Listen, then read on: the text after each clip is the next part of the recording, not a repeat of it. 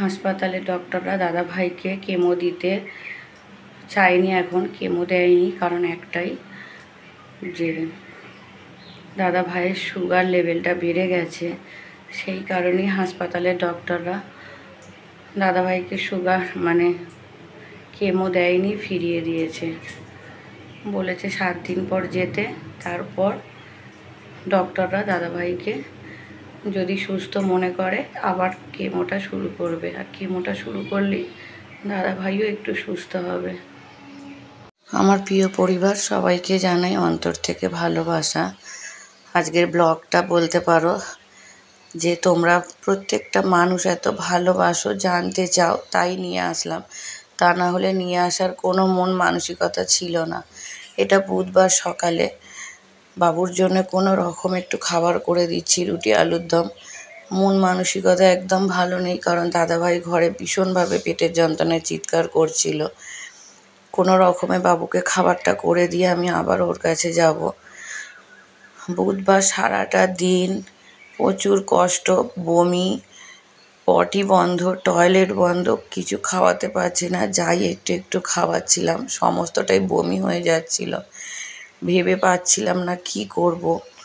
অনেক কিছুভাবেই চেষ্টা করেছি, অনেক ডাক্তারদের সঙ্গে কন্ট্যাক্ট করেছি। আজকে দুপুরেই একটা ডাক্তারের কাছে যাওয়ার কথা ছিল সুগার দেখানোর জন্য মায়েদের হেলথ সেন্টারে, কিন্তু নিয়ে যেতে পারিনি। মা প্রত্যেকটা রিপোর্ট নিয়ে গিয়ে মা ওষুধপত্র এনে দিয়েছে। আরও একটা বড় ডক্টরের সঙ্গে যোগাযোগ করা হয়েছে, কিন্তু রাত্রে নিয়ে যেতে আমরা পারিনি। তার আগেই অনেকটাই শরীর অসুস্থ হয়ে গেছে।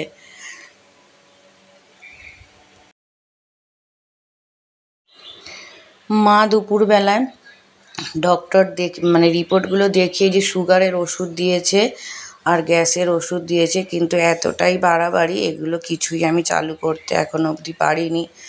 আর দেখো এখানে এইভাবেই পড়ে আছে, কথা বলছে না। আমি তো পেটে তেল জল দিচ্ছি, যেগুলো করা যায় বাড়িতে করে পটি করানো যায় আমরা চেষ্টা প্রচুরভাবেই করেছি।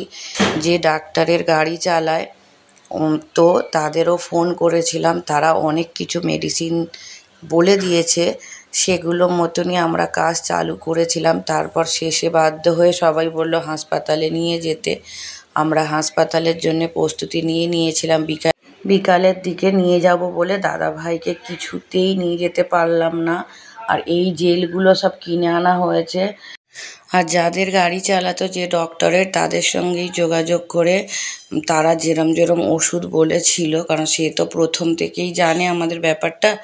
আর ওই ডক্টরটাই দেখেই বলেছিল যে সুশান্তদা তোমার ক্যান্সার আছে। তা ও অনেক ভালো ভালো ওষুধ এর আগেও দিয়েছে, কাজ হয়েছে। তা এই ওষুধটাও দিয়েছিল, এটাও কিন্তু দেওয়া হয়েছে। আর যাই খাওয়াচ্ছিলাম, এক গাল ভাত দেওয়ার চেষ্টা করেছি, প্রচুর বমি করেছে। একটু মুড়ি ভিজিয়ে তাও বমি করেছে, কিছুই খাওয়াতে পারছিলাম না। আর এটা হচ্ছে রাত্রির 12টায়। চৈতালি বাবুকে জোর করেই খাওয়ালাম, কেউ খেতে চায়নি। আর আমি তো খেতেই পারবো না, আমার গলা দিয়ে খাবার নামবে না। চৈতালি একটু হরলিক্স দিয়েছিল, কিন্তু দাদাভাইকে 4-5 চামচ বসে খাওয়ালাম আর আমি একটু গ্লাসে খেলাম। কিন্তু তাও রাত্রি 2-2:30টার দিকে বমি করে দিয়েছে।